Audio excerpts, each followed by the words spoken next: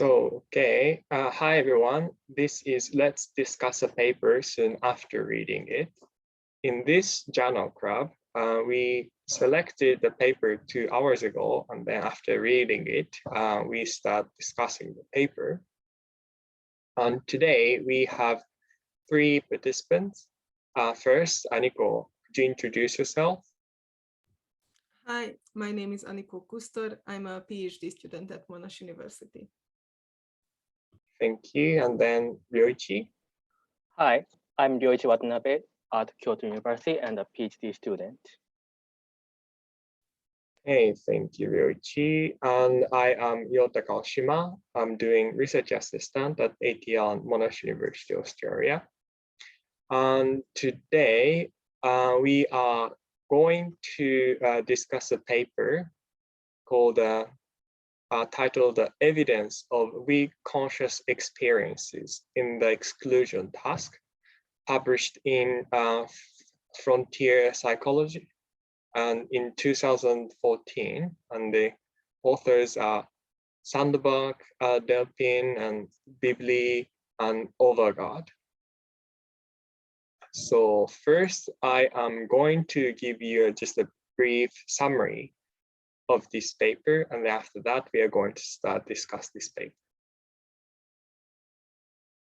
Okay, so this paper is talking about the measurement of conscious experiences.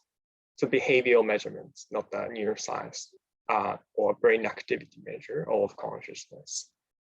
But so first, of course, there are some subjective or there are some behavioral measures of conscious experiences, for example, visual perception. Then some of them just ask participants to report their conscious experiences, what they see directly, and others measures the conscious experiences through task performance. And here the question is how well each measure can detect that conscious processing or conscious perceptions. And in this paper, the authors focus on two measures. One is an exclusion task and its performance, and the other is perceptual awareness scale, PAS. First, I'll explain what's an exclusion task.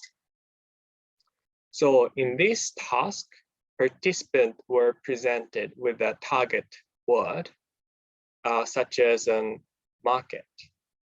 And then that is, this word is presented in the computer display, and this stimuli is masked.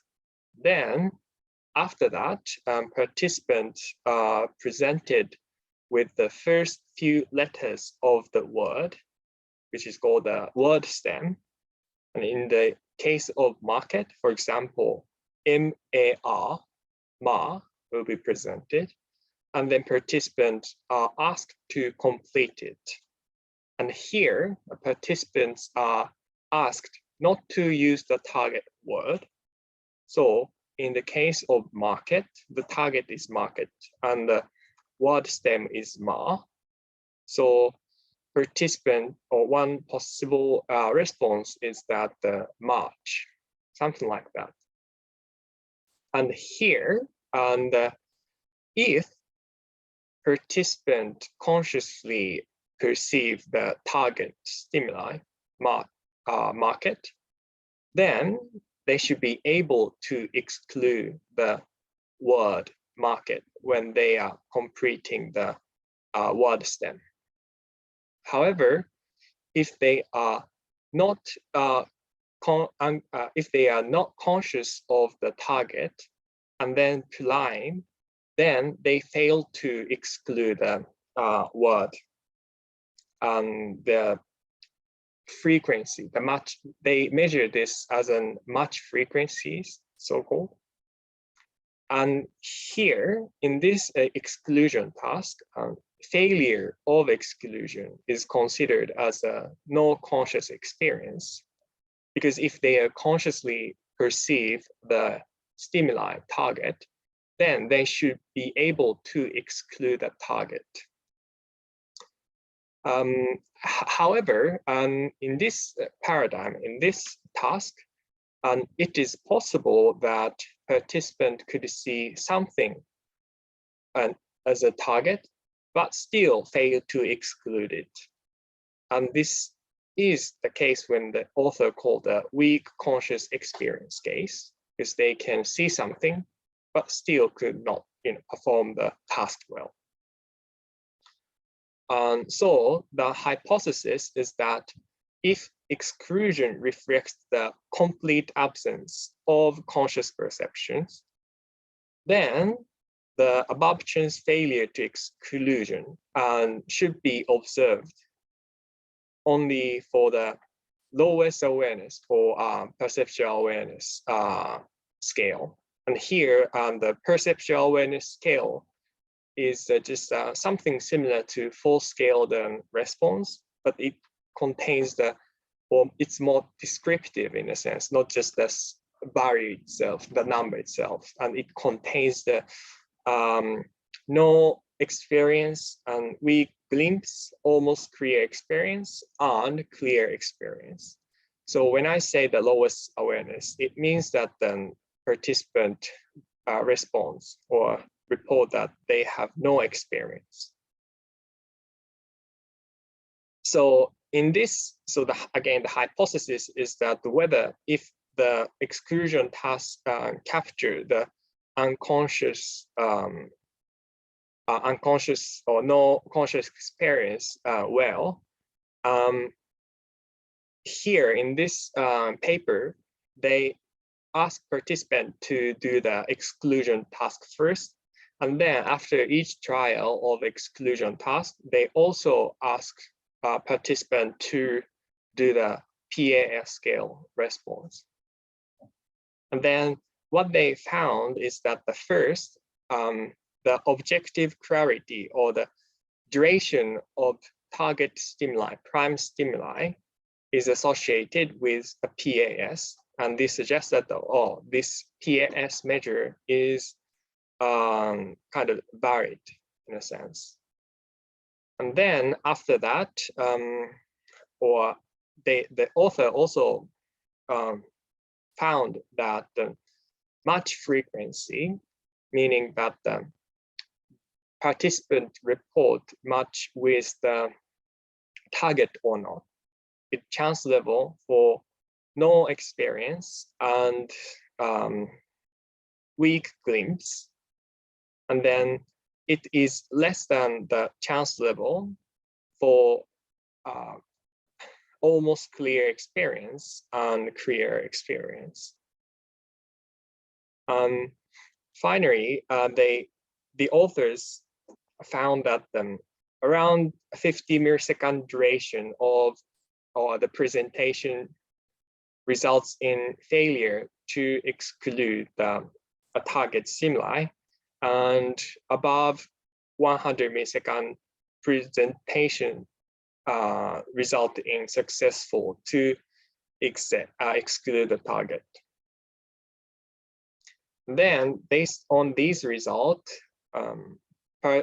authors suggest that the first exclusion task is not, or the exclusion in the exclusion task does not reflect the complete absence of conscious perception, because even when they could not exclude the target, the response, participant could still report that they could see something consciously. I mean, participant could see something consciously.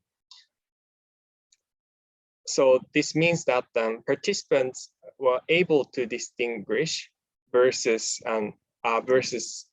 weak conscious experiences versus non-clear, no conscious experiences, while they perform on exclusion task. Its performance of exclusion task is similar. And so basically this paper is saying that the exclusion task is not sensitive in a sense enough for the failure to exclusion conditions. And that's my summary. I think the last part is a little bit unclear. I mean, the last part of my summary can be a little bit unclear because I was a little bit confused while I'm explaining the result exclusion. But the main point is that I think the paper suggests that the exclusion task is not sensitive for the failure to exclude conditions, because participants still see something, consciously perceive something of target. That's my summary. And if you want to add anything, please go ahead. No, I think you really summarized it well. I agree with your summary.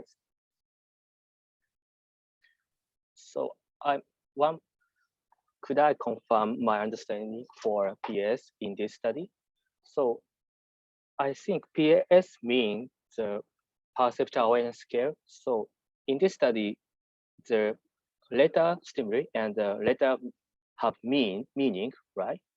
So market or MAR something, the letter only and the meaning.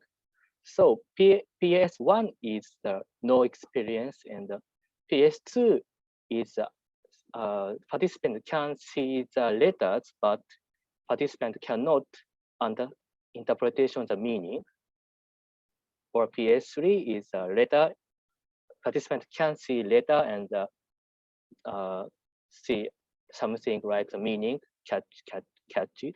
And PS4 means participant see consciously letters and understand the meaning, right? So if I answered that question, I am not sure, because I'm not sure whether each scale, PA scale, is something to do with the understanding of meaning. I think. And when I read this paper, I understand it's just the vividness of stimuli or something, not the meaning of the word or the understanding of the meaning. Because if it includes understanding, then we should be able to distinguish, let's say the weak glimpse versus almost clear experiences clearly. It's, I think, just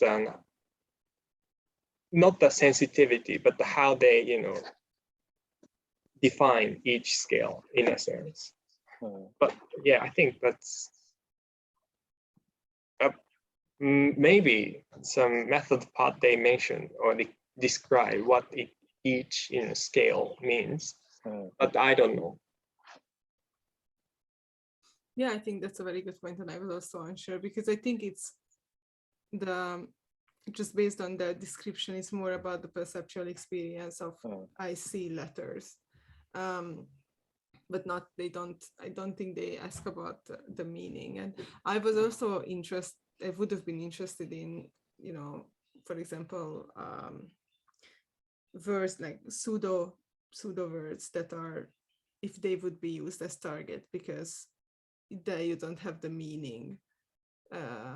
But then again, it's difficult how to use, because I'm pretty sure people would be unlikely to use pseudo words as responses.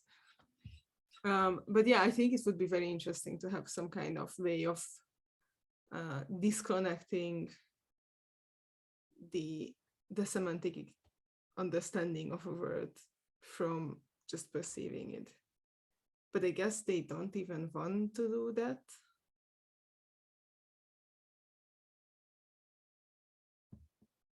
Yeah. But yeah, it's a good question. I was also wondering about that. Okay, thank you. Okay. Are there any comments, question? If not, We can start the discussion, I think. Yeah. Yeah, I mean, I think it's definitely an interesting paradigm, and I was actually like, this was a very new idea for me to look at this exclusion as a potential way to understand conscious experience. I think in many cases you could more easily do this with like words. I wonder if you could do this with images or sounds or something like that. Yeah, I guess perhaps you could. Yeah, because I think it's interesting, but it's more about kind of the richness or the complexity of your perception, and not necessarily about whether you perceive something or not. I guess that's their conclusion as well, in one way, kind of.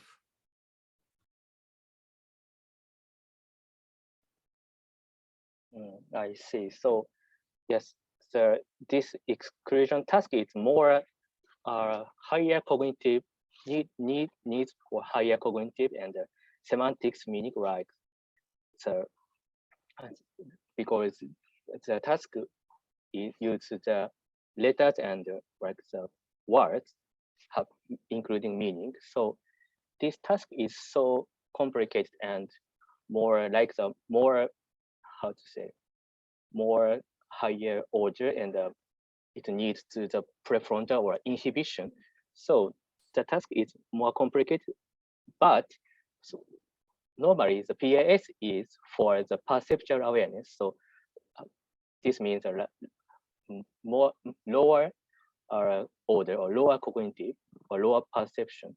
So I'm wondering, we can compare these tasks, because these tasks are seeing different order processing. One point I'm wondering, and so related to the Aniko's point, so in this exclusion task uses the letters, but we can use the images. For example, the how to say, colored cup or colored object, something. We can use for example, the red cup, and then after we ask the participant participant asked to choose one colored cup, red, blue, yellow, and participant is asked to not to choose the pre-stimuli.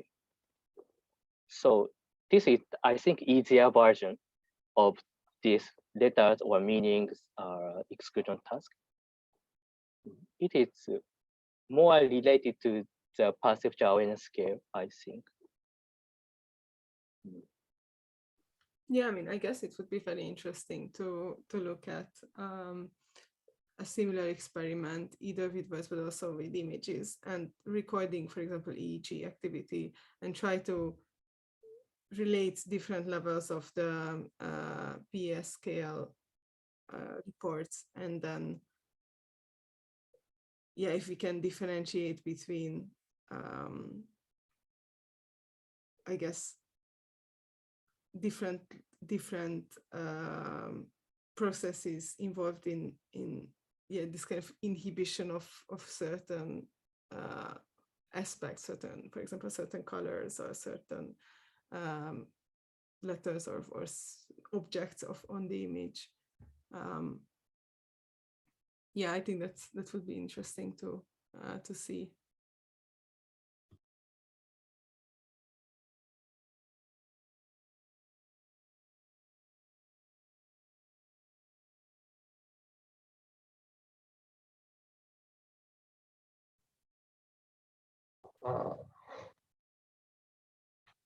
So this author is kind of suggests that if you are if you want to measure the conscious perception itself, not the meaning or the further process after perceiving that experience, then we should use the PAS instead of other, measures, because PAS is kind of more flexible for, unconscious, is flexible as it can capture weak conscious experiences that might not include the detail of the stimuli, but still something there, right?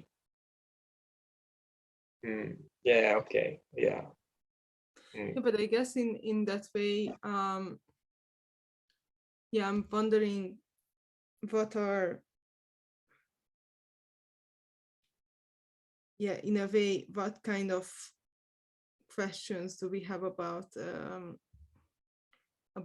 conscious processing, or this very like fine course, or like the fine grade time course of the processing of any visual stimuli or auditory stimuli? Like, what are, I guess we would use these scales in neural imaging studies, and as because it seems to be more reliable, right?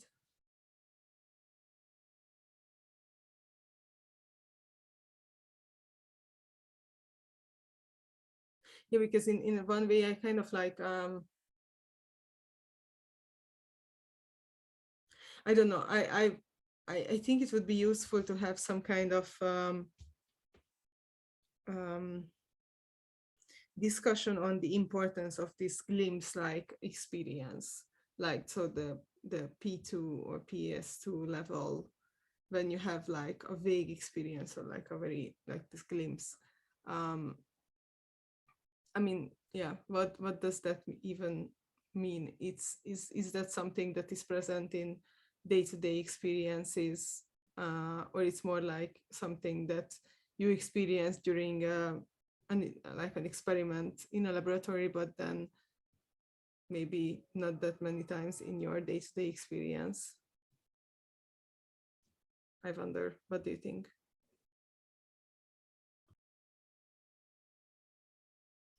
I see.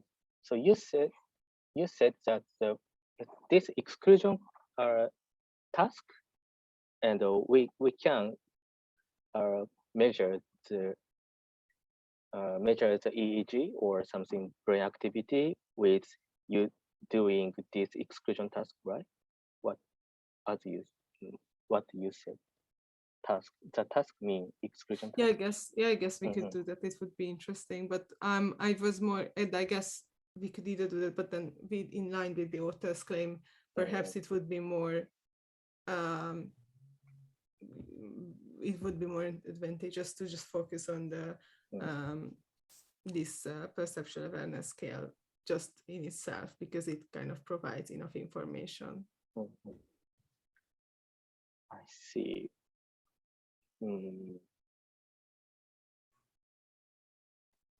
Yes, and so it is where we related to the P3 or P300 ERPs, which is normally showed the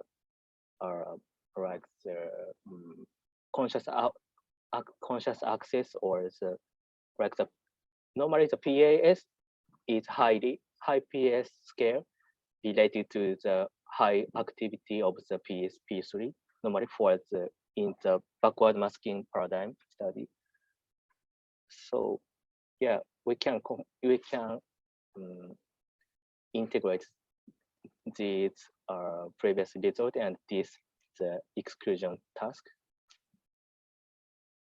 But normally this exclusion task is developed more old, or more, it is not the recently task, like the Jacobi et 1993 or something. So I don't know, but there's some study measuring the brain activity with this task.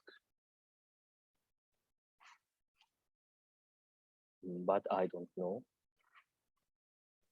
Maybe. Mm. Yeah.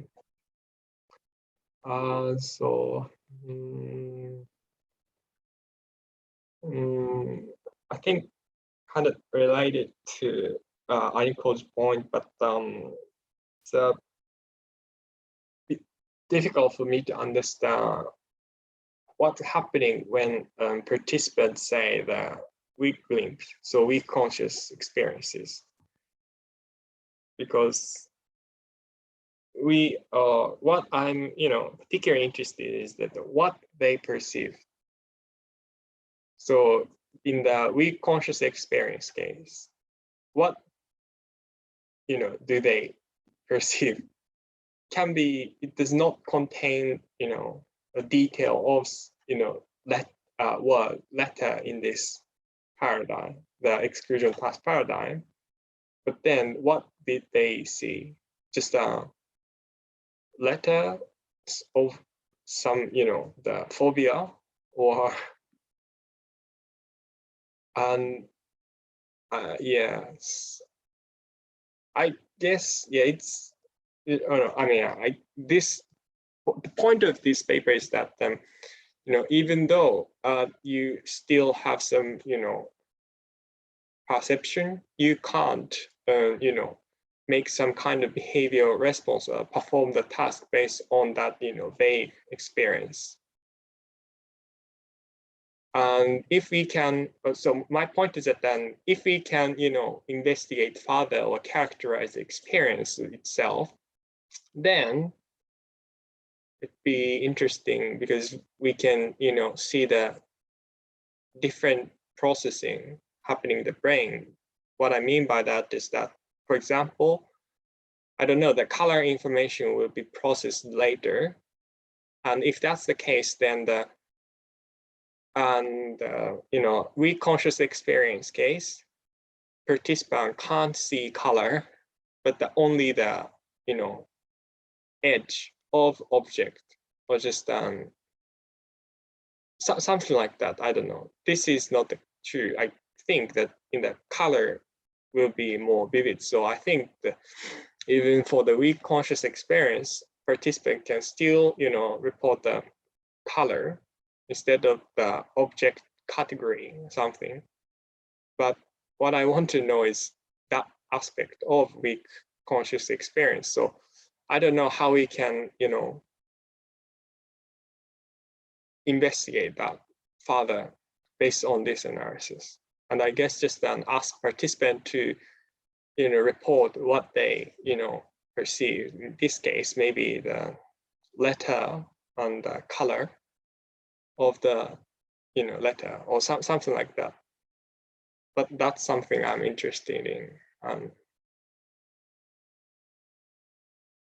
Yeah, I think that would be definitely very interesting. And yeah, so these kind of glimpse-like experiences, they can be very interesting to see, yeah, what is their content. But I think it's also, I would be interested to see how stable these, like the time course of these processes are, because I have been wondering whether what are the individual variability and like the day-to-day variability of these. So for example, if someone at a certain I don't know, at 50 milliseconds, like 50 milliseconds or 100 milliseconds or something like that long of a mask periods or presentation periods, if they are sometimes able to experience and sometimes not, and then on average we get this kind of range, then I would be actually very interested to see, okay, but then what happens when you are able to experience even on a shorter time, and how can we kind of maybe like facilitate that process in a way. I think in like I completely understand that it's practical from a perspective of making inferences, statistical inferences, but then I really think that this kind of averaging together everything and then like looking at the average time course of all the participants, it's very interesting and very useful. But I think as a next step, it would be very cool to look at single trial kind of influences and characterizing it, how stable these time courses are, like between human beings, between subjects, and also within subjects.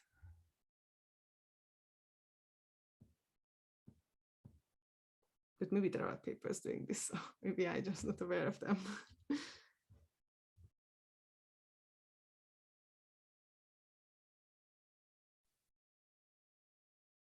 So I think I have another or a couple of another points. And the first thing is that I understand this is not the main point of this paper, but I feel really interested in the exclusion task. Then specifically in figure 3, they plot the performance of exclusion as a function of stimulus duration of target. And of course, it's understandable that then if there are no presentation, I mean the 0 millisecond presentation target stimuli, then of course they are nothing. So the exclusion is just a chance level. But after that, around the 500 milliseconds, the priming start to occur. So participant consciously unconscious of the target, but then prime. So they tend to include, not exclude the prime. And then after that, participants start to consciously perceive the target, and then exclusion rate getting higher, increased. And what I'm interested in is that what's happening between the unconscious primed condition or the time duration and conscious, that kind of gradual change from unconscious primed condition to conscious perception. I don't know, but based on this stimulus duration information, maybe we can say that we need this much evidence so that we can consciously perceive that stimuli or something like that. So in that sense, this figure is really interesting. And if I can interpret this result further, and if we can relate this result with some, some neuromechanism happening in the brain and some kind of processing, then it will be really interesting. And probably, I don't know, but yeah, I remember that in our journal club, we read some paper talking about the conscious perception and evidence accumulation. In order to perceive something, we need to get some evidence. That's something related to this exclusion task figure, I think. So yeah, I think that's part I feel it's really interesting. And another thing is that point of this author is kind of conscious experience is continuous, not the all or nothing, just a binary thing. Yeah, I understand that.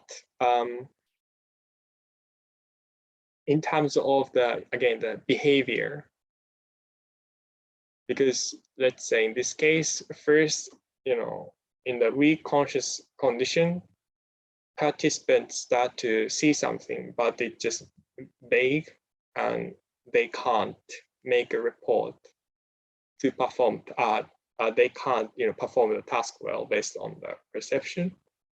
But still, can we say that this conscious experience is continuous? Because we are not sure whether, probably, for the task performance or performing, in order to perform the task, again, we need the evidence accumulation. So the increase will be the gradual and the sigmoid function like, okay, I understand it's not binary. But what we are interested in is that the conscious perception itself, not the emergence of the experience. So I am interested in the zero, no conscious experience versus, just a vague conscious experience. So between, these two gaps, or is there any gap between these two, or is it the gap, the binary increase or just a gradual increase? And that's something we are interested in. So I don't know, based on this, we can say that the consciousness is, gradual or continuous. Of course, Yeah.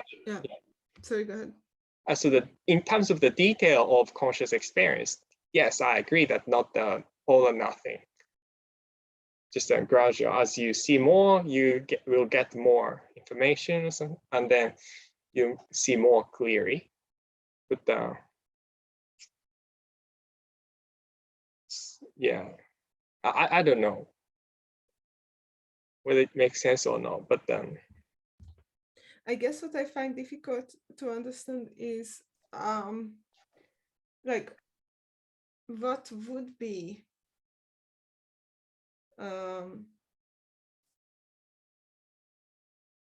like what would be the thing between no experience and the glimpse of experience, like maybe having some signatures or neural patterns in the brain present, but you are not able to report any glimpse of it, anything like that?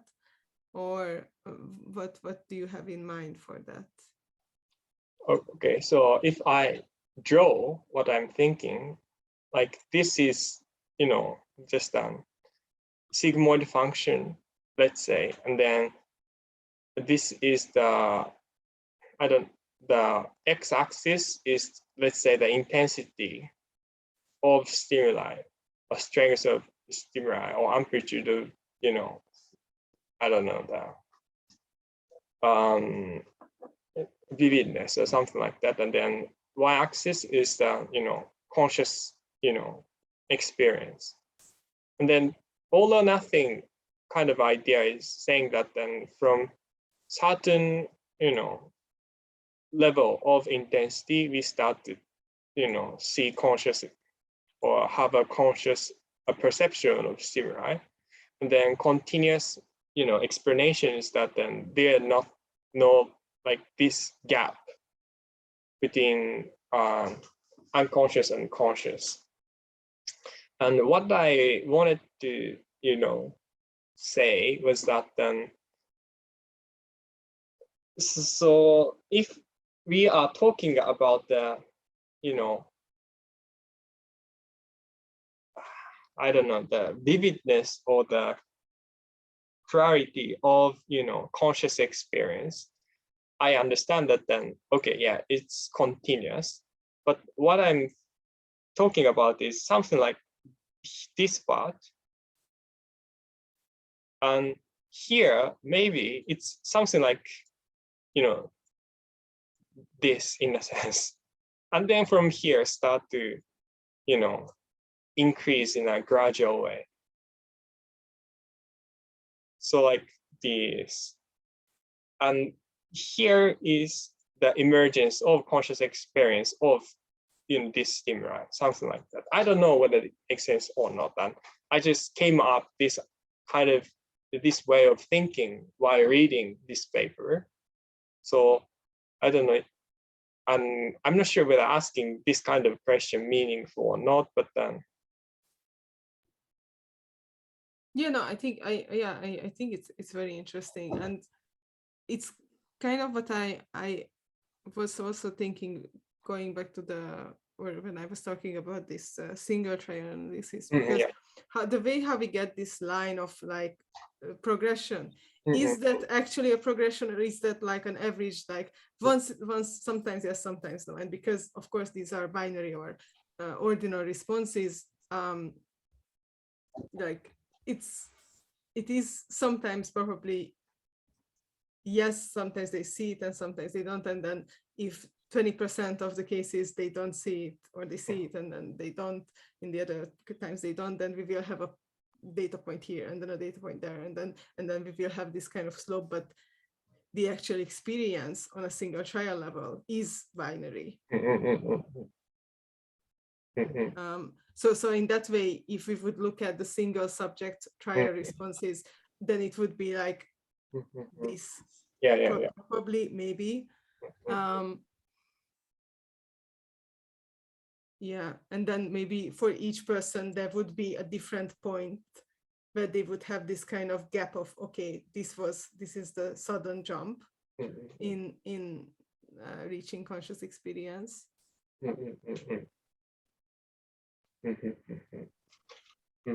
Yeah. Thanks. Yeah. Yeah. I think single trial analysis will, or may answer my question. Yes. I don't know. But it would be interesting at least. So for example, it would be interesting to see these plots on single trial, with single trial data as well. I agree. Okay. Does anyone have any comments, question? I think we've already discussed this paper roughly like 40 minutes. So if you do not have anything, we can wrap up discussion now. Okay, then see you next week. Okay.